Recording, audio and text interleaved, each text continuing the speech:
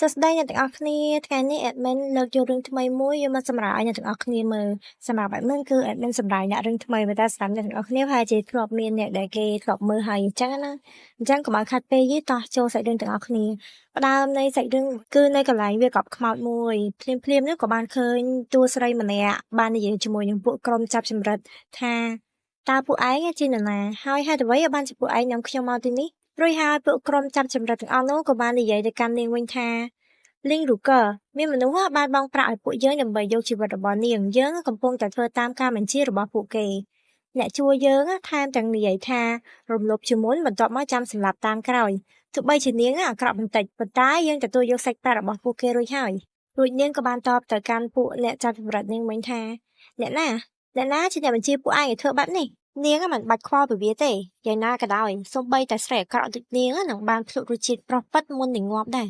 យើងគិតថានាងមិនបានរស់ទៅអត់បានអីសោះនោះទេនិយាយចាប់ចោលម្នាក់នោះក៏បានកន្ទ្រប់ទៅលើនាងហើយក៏បាននិយាយទៅកាន់នាងបន្តទៀតថា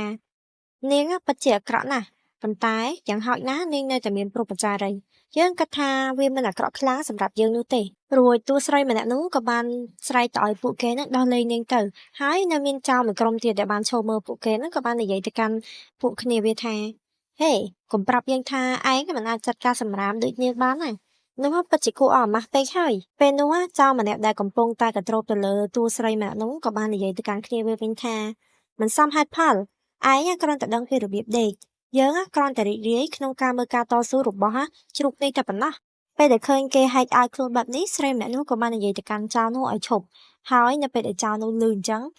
ចៅនោះក៏បានខ្នេះចិត្តជាខ្លាំងហើយក៏បានចាប់ច្បាច់កស្រីម្នាក់នឹងហើយនិយាយទៅកាន់នាងថាឲ្យនាងបិទមាត់នៅពេលដែលត្រូវគេច្បាច់កខ្លួនបែបនេះហើយនាងក៏រើមិនរួចបានត្រឹមតែគិតនៅក្នុងចិត្តថាខ្ញុំស្អប់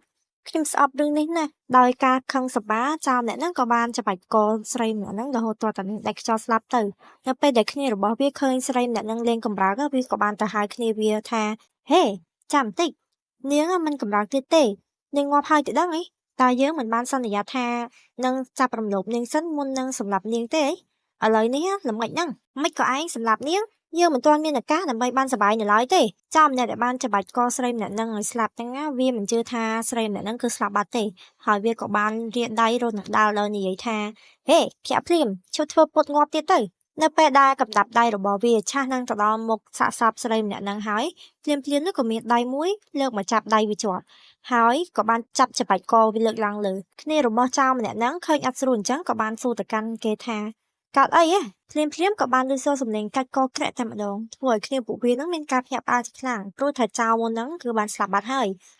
ស្រីម្នាក់ដែលពួកវាបានសម្លាប់មុនហ្នឹងក៏បានងើបឡើងមកវិញហើយក៏បាននិយាយទៅកាន់ពួកវាថា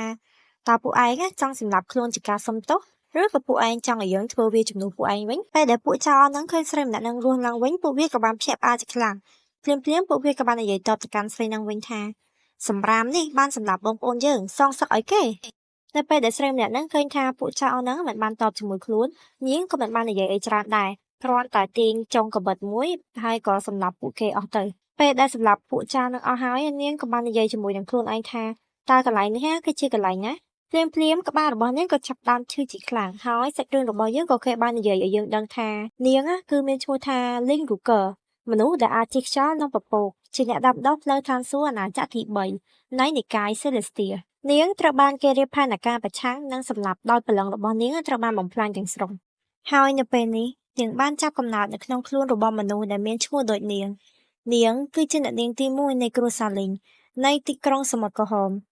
មេរីឌៀនរបស់នាងបានរាំងស្ទះតាំងពីនាងនៅក្មេងដូច្នេះនាងមិនអាចដាំដុះបានទេនាងត្រូវបានគេស្គាល់ថាជាសម្រាមនៃទីក្រុងសមុទ្រក្រហមហើយជារឿយៗនឹងត្រូវបានគេធ្វើបាបដោយសារតែវាលើសពីនេះនាងមានស្នាមក្រហមនៅលើមុខរបស់នាងដែលធ្វើឲ្យនាងមើលទៅមិនស្អាតដូច្នេះនាងតែងតែរងការចំអកពីអ្នកដទៃរួចតួស្រីក៏បានគិតទៅក្នុងចិត្តថាយើងពិតជាមានឈ្មោះដូចគ្នាមែនឬនោះក៏ល្អដែរខ្ញុំនឹងយកអ្វីដែលខ្ញុំអាចទទួលបានចាប់ពីថ្ងៃនេះតទៅបើមានអ្នកណាហ៊ានធ្វើបាបខ្ញុំម្ដងទៀតពួកគេនឹងត្រូវបង់ថ្លៃវាសាច់រឿងរបស់យើងក៏បានកើតមកដល់នៅខាងមុខដំណាក់របស់អ្នកនាងទី2នៃគ្រួសារលីងដោយឃើញមនុស្ស4នាក់កំពុងតែឈរឆ្លោះប្រកែកគ្នាដែលក្នុងចំណោមមនុស្សទាំងនោះគឺមានម្ដាយរបស់តួស្រីនិងបងប្រុសរបស់តួស្រីរួមទាំងអ្នកបម្រើ2នាក់ទៀតរបស់អ្នកនាងទី2 ពេលនោះម្ដាយទូស្រីក៏បាននិយាយទៅកាន់អ្នកបម្រើពីរនាក់នោះថាសូមមេត្តាខ្ញុំអង្វរនាងសូមសួរសៀនយីឲ្យខ្ញុំផងរូកឺបានចេញទៅក្រៅនៅពេលព្រឹកហើយនាងមិនបានត្រឡប់មកវិញតាំងពីពេលនោះមកតើរូកឺទៅណាទៅអ្នកបម្រើពីរនាក់នោះក៏បាននិយាយបែបមើលងាយទៅកាន់ម្ដាយទូស្រីថាអ្នកស្រីអ្នកនាងរបស់យើងបានកេងលក់ហើយដូច្នេះឈប់បង្ករឿងនៅទីនេះទៅពិតហើយអ្នកនាងទី1បានត្រឡប់មកជាមួយអ្នកនាងរបស់យើងនៅថ្ងៃនេះខ្ញុំបានឃើញពួកគេមកផ្ទះដោយផ្ទាល់ភ្នែករបស់ខ្ញុំជាងនេះទៅទៀតជើងរបស់អ្នកនាងទី1គឺនៅលើដងខ្លួនរបស់នាងតើអ្នកណាទៅដឹងទៅថាកន្លែងប្រភេទណាដែលនាងនឹងទៅដោយខ្លួនឯងនោះវាមិនដូចជាអ្នកនាងរបស់យើងអាចមើលនាង12ម៉ោងក្នុងមួយថ្ងៃទេអ្នកនាងរបស់យើងមិនមែនជាសម្រាប់ដូចនាងឡើយបងប្រុសរបស់តួស្រីឬអ្នកបម្រើពីរអ្នកនោះនិយាយមើលងាយប្អូនរបស់ខ្លួនបែបនេះបានត្រឹមតែខឹងភ្លាមម្ដាយតួស្រីក៏បានដួលចុះហើយបងប្រុសរបស់តួស្រីក៏បានរត់ទៅទ្រម្ដាយរបស់ខ្លួនហើយសាច់រឿងរបស់យើងក៏គេបានប្រាប់យើងថាក្នុងនាមជាភរិយានៃមេគ្រូសាលីងនាងគួរមានមុខតំណែងដ៏គួរឲ្យគោរពនិងថ្លៃថ្នូរប៉ុន្តែចាប់តាំងពីប្តីរបស់នាងដែលជាកូនប្រុសច្បងរបស់គ្រូសាលីងលីងឆាងហ្វឹងបានស្លាប់ទៅដោយមិនបានរំពឹងទុកប្អូនប្រុសរបស់គាត់លីងឆាងលៀងមកកាន់កាប់មុខចំនួនក្នុងគ្រួសាររបស់គេក្រោយមកជីវិតគ្រួសាររបស់ពួកគេគឺកាន់តែអាក្រក់ទៅដោយឃើញថាម្ដាយរបស់ខ្លួនបានដួលដោយសារតែអ្នកបម្រើពីរអ្នកនោះបាននិយាយមើលងាយតួស្រីបែបនេះបងប្រុសរបស់តួស្រីក៏បាននិយាយទៅកាន់អ្នកបម្រើពីរអ្នកនោះថាពួកនាងហួសហេតុពេកហើយពួកអ្នកបម្រើពីរអ្នកនោះក៏បានតបទៅកាន់បងប្រុសរបស់តួស្រីវិញដោយរកពាសោចកាយទាំងឆ្លើយថាហាសម្រាមតូចបើយើងហួសហេតុតើយ៉ាងម៉េចគ្រាន់តែមើលខ្លួនឯងចុះមិនយកក៏ហ៊ានព្រោះនៅទីនេះភ្លាមក៏បានលើសូរសំឡេងរបស់តួស្រីស្រែកពីចម្ងាយមកថាឆ្កែបំរើតែណាបង្រៀនពួកនាងបែបនេះលើមានមនុស្សហៅខ្លួនថាឆ្កែបំរើបែបនេះអ្នកបំរើពាក្យនោះក៏បានសួរថាអ្នកណារួចក៏បានងាកទៅហើយក៏ឃើញតួស្រីរបស់យើងកំពុងតែហោះស្ទុះចូលមកចាស់កំភ្លៀងរបស់អ្នកបំរើម្នាក់ឲ្យដួលខ្ពងនឹងដីតែម្ដងភ្លាមអ្នកបំរើម្នាក់ទៀតក៏បានស្ទុះទៅមើលអ្នកបំរើដែលបានដួលខ្ពងនឹងដីនោះរួចក៏បានសួរទៅកាន់តួស្រីថាអ្នកនាងទី1តើនេះអ្នកនាងចង់មានន័យថាម៉េចតើអ្នកនាងអាចបៀពួកយើងដែលហេតុផលអីអ្នកមិនសមហេតុផលពេកហើយតួស្រីមិនទាន់បាននិយាយទៅកាន់អ្នកបម្រើនោះវិញទេម្ដាយតួស្រីក៏បានងើបហើយក៏បាននិយាយទៅកាន់តួស្រីថារូកឺជាកូនឬតើកូនយ៉ាងម៉េចហើយតួស្រីក៏បានតបទៅកាន់ម្ដាយរបស់ខ្លួនយ៉ាងទន់ភ្លន់វិញថាអ្នកម៉ែកូនមិនអីទេរួចបងរបស់តួស្រីក៏បានសួរទៅកាន់តួស្រីថាប្អូនស្រីមកយ៉ាងក៏ស្ថានភាពរបស់ប្អូនយ៉ាប់យ៉ឺនបែបនេះតួស្រីក៏តបទៅវិញថាខ្ញុំមិនអីទេបងប្រុសនិងម៉ែយើងអាចនិយាយគ្នាបានបន្ទាប់ពីយើងត្រឡប់ទៅវិញដោយឃើញថាតួស្រីមិនបានខ្វល់ជាមួយនឹងខ្លួនបែបនេះពួកអ្នកបម្រើពីរអ្នកនោះក៏បានស្រែកឆោឡោហើយនិយាយទៅកាន់តួស្រីថានាងឯងចង់ចាក់ចេញមិនងាយនោះទេអ្នកនាងធំតើអ្នកនាងគិតថាអ្នកនាងអាចចាក់ចេញដូចនោះបន្ទាប់ពីវាយពួកយើងហើយឬមិនងាយទេមកជាមួយពួកយើងនឹងស្វែងរកអ្នកនាងទី2ដើម្បីដោះស្រាយរឿងនេះរួចបងរបស់ទូស្រីក៏បានលើកដៃយកមករាំងដើម្បីការពារប្អូនស្រីរបស់ខ្លួនហើយក៏បាននិយាយទៅកាន់ពួកអ្នកបម្រើនោះថាចាំមើលតើអ្នកណាហ៊ានធ្វើបាបប្អូនស្រីតូចរបស់ខ្ញុំទូស្រីឃើញបែបហ្នឹងក៏បានត្រឹមតែញញឹមរួចក៏បានចាប់ដៃរបស់បងប្រុសហើយក៏បាននិយាយទៅកាន់បងរបស់ខ្លួនថាបងប្រុសកុំបារម្ភអីបន្ទាប់មកក៏បានដើរមកខាងមុខរបស់បងប្រុសហើយក៏បាននិយាយទៅកាន់ពួកអ្នកបម្រើនោះថាអញ្ចឹងវាយ៉ាងម៉េចក្នុងនាមយើងជាអ្នកនាងធំរបស់គ្រូសាលីងហេតុអ្វីយើងមិនអាចបង្រៀនពួកអ្នកបម្រើពីរនាក់បានអ្នកបម្រើនោះក៏បានស្រែកក្តែងតវ៉ាជាមួយនឹងតួស្រីវិញថាប៉ុន្តែយើងជាអ្នកបម្រើរបស់អ្នកនាងទី2ទោះបីជាយើងធ្វើខុសក៏ដោយក៏គួរតែជាអ្នកនាងទី2ទេដែលជាអ្នកដាក់ទណ្ឌកម្មយើងអ្នកនាងធំខ្ញុំខ្លាចថាអ្នកនាងមិនមានលក្ខណៈសម្បត្តិគ្រប់គ្រាន់ដើម្បីធ្វើរឿងនេះទេឬសម្ដីរបស់អ្នកបម្រើនោះហើយតួស្រីក៏បានញញឹមរួចក៏បានស្ទុះទៅផ្ទះអ្នកបម្រើពីរនាក់នោះម្នាក់មួយកំភ្លៀងហើយអ្នកបម្រើម្នាក់នោះបន្ទាប់ពីត្រូវតួស្រីផ្ទះម្នាក់មកកំភ្លៀងរួចហើយក៏បាននិយាយទៅកាន់តួស្រីថាលីងរូកឺនាងធ្វើហួសហេតុពេកហើយតួស្រីក៏បានចូលទៅចាប់អ្នកបម្រើពីរនាក់នឹងរួចក៏បាននិយាយទៅកាន់អ្នកបម្រើពាក្យនឹងថាអញ្ចឹងបន្ទាប់ពីនិយាយរួចតួស្រីក៏បានចាប់ផ្ទះអ្នកបម្រើដែលនិយាយថាតួស្រីហួសហេតុមិនហ្នឹងលើកផ្ទះ 4-5 កំភ្លៀងថែមទៀតទៅហើយក៏និយាយតទៀតថាពេលនេះនាងអាចត្រឡប់ទៅរកអ្នកនាងទី2របស់នាងបានហើយម៉ាក់និងបងប្រុសតើយើងត្រឡប់ទៅវិញរួចសាច់រឿងរបស់យើងក៏កាត់មកនៅក្នុងផ្ទះរបស់អ្នកនាងទី2ដែលមានអ្នកបម្រើម្នាក់បានរាយការណ៍ទៅកាន់អ្នកនាងទី2ថាអ្នកនាងយើងបានបញ្ជាក់ម្ដងទៀតរួចហើយលីងរូកឺពិតជាបានត្រឡប់មកវិញមែនយើងបានជួបមនុស្សមួយចំនួនហើយគ្រាន់តែថាមិនក៏នាងភ្លាមអ្នកនាងទី2ក៏បាននិយាយកាត់អ្នកបម្រើនោះថាអ្នកនៅខាងក្រៅគឺគ្មានប្រយោជន៍ទាំងអស់ហ្នឹង ពេលអ្នកនាងទី2និយាយរួចម្ដាយរបស់អ្នកនាងទី2ក៏និយាយបន្តថាអ្នកទាំងពីរក៏ដូចគ្នាដែរយើងបានផ្ដល់អាហារឲ្យអ្នករាល់គ្នាគ្រប់យ៉ាងប៉ុន្តែអ្នកទាំងអស់គ្នាមិនអាចសូម្បីតែចាត់ការសម្រាមមួយបានផងជីវិតថោកទាបនោះរស់មកវិញបានដល់របៀបណាយើងពិតជាចង់ឃើញថាស្រីចង្រៃនោះមើលទៅដូចស្អីណាស់ពេលនេះសាច់រឿងយើងក៏បានកាត់មកដល់កន្លែងផ្ទះរបស់តួស្រីវិញដោយម្ដាយរបស់តួស្រីបាននិយាយទៅកាន់តួស្រីថារូកប្រាប់ម៉ែមកតើមានអ្វីកើតឡើងចំពោះកូនរួចបងតួស្រីក៏បាននិយាយបន្តថាមែនហើយឯងបានខ្លាចជាអញ្ចឹងបានដល់របៀបណាតួស្រីក៏បានតបទៅកាន់ពួកគេវិញថ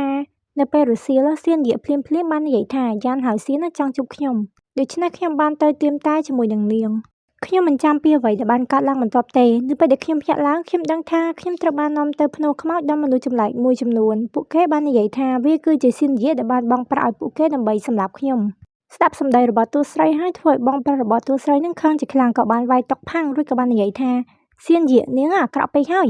ម្ដាយរបស់តួស្រីក៏បាននិយាយថានាងហួសហេតុពេកហើយនាងសៀនយាតែងតែចង់រៀបការជាមួយនឹងយ៉ានហើយសៀនប៉ុន្តែម៉ែមិនបានគិតថានាងនឹងធ្វើរឿងបែបនេះឡើយហើយបងតួស្រីនឹងក៏បាននិយាយថាអូត្រូវហើយប្អូនស្រីតើឯងបានកិច្ចពីពួកគេបានដល់របៀបណាលឺសំណួរដ៏សែនចាក់ដល់របស់បងប្រុសហើយធ្វើឲ្យតួស្រីអត់រុកលេសឯងនិយាយអត់ចេញហ្មងឬក៏បាននិយាយថ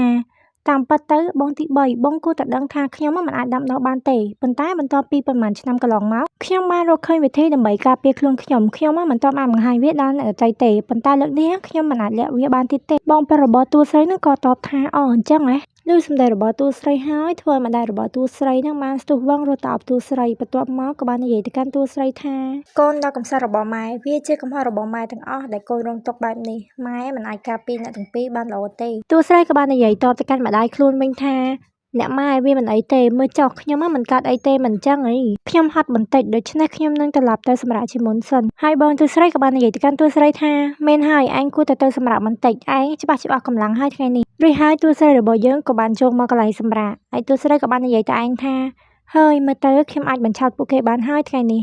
រួចតួស្រីក៏បានរៀបរាប់តែរឿងឲ្យយើងដឹងថាម្ដាយខ្ញុំហ្វឹងវ៉ាន់ឈីងធ្លាប់ជាសិល្បករក្បាច់គុនកម្រិតទី7បន្ទាប់ពីគាត់ទម្ងន់ខ្ញុំគាត់បានបាត់បង់ការដាំដុះរបស់គាត់ហើយទីបំផុតបានក្លាយទៅជាមនុស្សពិការនៅត្រង់កន្លែងហ្នឹងគឺចង់មានន័យថាម្ដាយទូស្រីហ្នឹងបានបាត់បង់ការដាំដុះរបស់នាងទាំងអស់ខ្ញុំបានពិនិត្យដោយសម្ងាត់នៅជីពចរមេរិឌានរបស់ម្ដាយខ្ញុំនៅមុននេះហើយវាហាក់ដូចជាគាត់ត្រូវបានគេបំពុលដោយនរណាម្នាក់ហើយចិត្តពលរបស់គាត់បានផ្ទេរមកខ្ញុំកំឡុងពេលគាត់មានផ្ទៃពោះវាជាសារធាតុពុលយឺតៗដែលនឹងជ្រាបចូលជ្រៅទៅក្នុងសារពាង្គកាយឆ្អឹងនិងឈាមរបស់យើង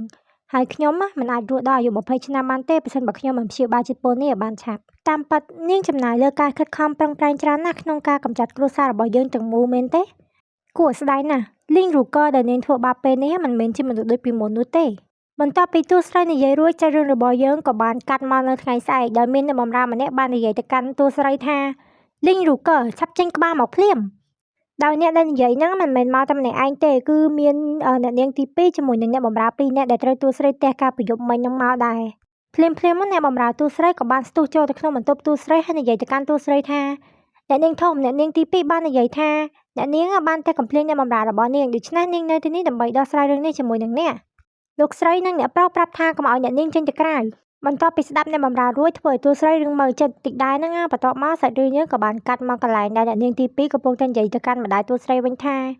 អ្នកមីងនិងបងប្រុសខ្ញុំតែងតែឲ្យបងស្រីរួចខ្លួនប៉ុន្តែលើកនេះនាងធ្វើហួសហេតុពេកហើយនាងបានតែកំភ្លៀងអ្នកបម្រើរបស់ខ្ញុំមកពួកគេចោះនៅហើមនៅឡើយទេប្រសិនបើខ្ញុំមិនរកយុត្តិធម៌សម្រាប់ពួកគេទេនៅពេលអនាគតតើមានអ្នកបម្រើណាម្នាក់នឹងមកតាមខ្ញុំទៀតទៅលឺសម្ដីដ៏សែនឆ្លើយរបស់នាងហើយបងតួស្រីក៏បានស្រែកនិយាយទៅកាន់នាងវិញថាលីនស៊ីនយាកុំមកចោទអ្នកដទៃវាគឺជាអ្នកបម្រើរបស់នាងទេដែលមកសើចចំអកម្ដាយយើងនិងយើងមុនរូកឺបានតែកំភ្លៀងពួកគេដោយសារតែរឿងនោះលឺហើយអ្នកបម្រើពាក្យនោះក៏បាននិយាយថាច្បាស់ណាស់ថាតើអ្នកណាជាអ្នកដែលបានបង្កឲ្យមានស្នាមរបួសនៅមុខទីធ្លារបស់អ្នកនាងទី2យើងបានព្យាយាមបញ្ឈប់អ្នកតែអ្នកណាទៅគិតថាអ្នកនឹងវាយើងទៅពិតមែនហើយមានអ្នកបម្រើផ្សេងទៀតដែលនៅទីនោះយើងគ្រាន់តែនិយាយធម្មតាមិនក៏ថាយើងបានមើលងាយលោកស្រីនិងអ្នកប្រុសនោះខ្ញុំអាចជាសាក្សីម៉ែដោះទាំងពីរមិនបានធ្វើអ្វីដល់ពួកគេទេលឺសម្ដីរបស់ពួកនាងនិយាយបន្លឺបែបនេះហើយម្ដាយរបស់តួស្រីក៏បាននិយាយថាពួកនាងកំពុងបំភាន់ការប៉ັດនៅទីនេះពួកនាងកំពុងប្រែសឲ្យខ្លាចទៅជាខ្មៅហើយពួកនាងហួសហេតុពេកហើយរួចហើយលីនសញ្ញៈហ្នឹងក៏បាននិយាយទៅកាន់ម្ដាយតួស្រីថាអ្នកមីងនិងបងប្រុសឈប់ព្យាយាមកិច្ចពីការទទួលខុសត្រូវសម្រាប់វាទៅអ្នករាល់គ្នាបានឃើញយ៉ាងច្បាស់ដោយភ្នែករបស់ពួកគេដូច្នេះគ្រាន់តែនាំបងស្រីចេញមក បើមិនដូច្នេះទេប្រសិនបើយើងចាប់ផ្ដើមប្រើដៃជើងនោះពិតជាធ្វើឲ្យយើងមើលមុខគ្នាមិនចំជាមិនខានម្ដាយទូស្រីក៏បានស្រែកទៅវិញថាគ្មានផ្លូវទេយើងនឹងមិនបកគោរូកើទៅឲ្យឯងទេលៀនសិនយាក៏បាននិយាយវិញទាំងឲ្យញឹមថាអញ្ចឹងខ្ញុំក៏គ្មានជំរឿសដែរទៅនាំលីងរូកើចេញមកចាបន្ទាប់ពីលៀនសិនយាបានបញ្ជារួចស្រាប់តែឮសូរសំឡេងតែដៃមកពីចម្ងាយមួយហើយបន្ទាប់មកក៏ឮសំឡេងនិយាយមកថាមុខក្រាស់ខ្លាំងណាស់លីងសិនយាយើងធ្លាប់ឃើញមនុស្សមុខក្រាស់ជាច្រើនពីមុនមកប៉ុន្តែយើងមិនដែលបានឃើញមនុស្សមុខក្រាស់ដូចនាងនោះទេបន្ទាប់ពីទូស្រីនិយាយរួចម្ដាយទូស្រីហើយនិងបងប្រុសទូស្រីហ្នឹងក៏បានងាកទៅរកទូស្រីរួចម្ដាយទូស្រីក៏បាននិយាយថារូកើហេតុអ្វីបានជាកូនចេញមកឆាប់ត្រឡប់ទៅខាងក្នុងវិញទៅកុំបារម្ភបងប្រុសរបស់កូនហើយនឹងម៉ែនឹងការពីកូនមិនហើយបងស្រីស្ដាប់អ្នកម៉ែឆាប់ត្រឡប់ទៅវិញទៅរួចហើយទូស្រីក៏បានដើរមកទៅញញឹមទៅកាន់អ្នកម៉ែវិញថាអ្នកម៉ែខ្ញុំធានាថានឹងមិនមានអ្វីកើតឡើងនៅទីនេះទេភ្លាមលេងសញ្ញៀងក៏បានលូកមាត់និយាយថាចាំបន្តិចលេងរូកើតានាងទៅតានិយាយស្អីមកយើងមុននេះទូស្រីយើងក៏បានតបទៅវិញថានាងមិនបានឮយើងនិយាយទេអីឬប្រហែលជាតិចរបស់នាងខ្លាំងនិយាយអញ្ចឹងនាងបាននាំមនុស្សមួយក្រុមមកទីនេះដើម្បីបង្កឲ្យមានជំងឺឆ្កែឆ្កួតដ៏ធំតានាងចង់បានអ្វីលៀនសញ្ញៀងក៏បានតបវិញថានាងបានតែកំភ្លៀងអ្នកបម្រើរបស់យើងទាំងយប់ពីម្សិលមិញហើយថ្ងៃនេះយើងមកទីនេះដើម្បីសងសឹកឲ្យពួកគេនាងបានតែពួកគេប្រមាណកំភ្លៀងប៉ុន្តែយើងនឹងបំភ្លេចរឿងនេះបើនាងឲ្យពួកគេវាយនាងវិញឮសម្ដីយសានអស្ចារ្យរបស់លៀនសញ្ញៀហើយធ្វើឲ្យទូស្រីអស់សំណើចជាខ្លាំងបន្ទាប់មកក៏បាននិយាយថាលៀនសញ្ញៀតានាងក៏លោកខួរមែនយើងនឹងផ្ដល់ឲ្យនាងនៅជម្រើសពីរយកអ្នកបម្រើរបស់នាងទៅវិញជាមួយនាងឬយើងនឹងទាត់អ្នកបម្រើរបស់នាងត្រឡប់ទៅទីធ្លារបស់នាងវិញលើបែបហ្នឹងហើយធ្វើឲ្យលីងសញ្ញៀហ្នឹងក្តៅក្រហាយជាខ្លាំងបន្ទាប់មកក៏បានបញ្ជាអ្នកបម្រើឲ្យចូលទៅវាយទូស្រីដោយបានស្រែកថាអ្នកទាំងពីរទៅចាត់ការនាងវាយនាងតាមរបៀបដែលនាងវាយពួកឯងកាលពីយប់មិញហើយអ្នកបម្រើទាំងអស់នោះក៏បានស្ទុះចូលទៅវាយទូស្រីតែម្ដងទៅប៉ុន្តែមិនទាន់ចូលទៅដល់ទូស្រីផងក៏ស៊ីប្រមាណជើងរបស់ទូស្រីខ្ទាតប៉ោងបងចឹងគួតឈាមពេញយ៉ាងតែម្ដង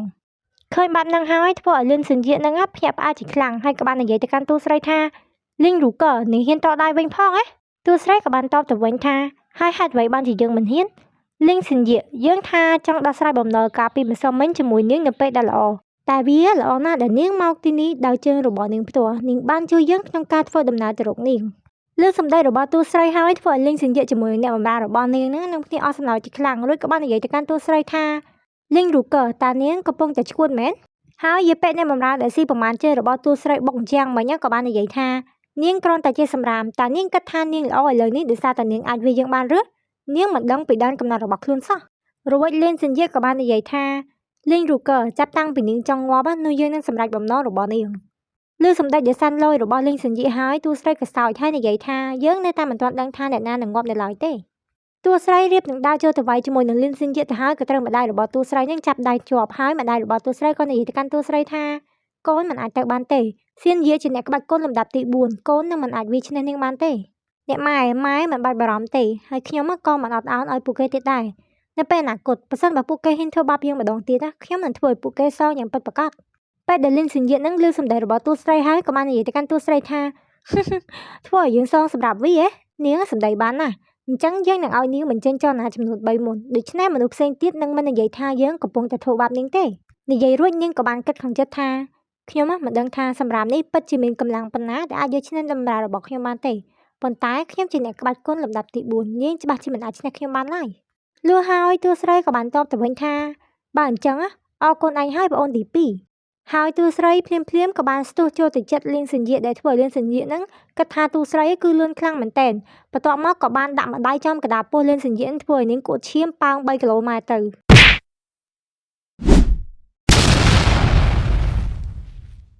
ពួកអ្នកបម្រើហ្នឹងគ្មានជួយស្អីបានទេបានត្រឹមតែស្រែកហៅអ្នកនាងរបស់ខ្លួននឹងឯងនៅតាមប្រឡោះហើយជាងដែលវាធ្លុះហ្នឹងដោយសារតែទូស្រីវាយម្ដាយមិញធ្លុះជាងដល់ណាណីបាត់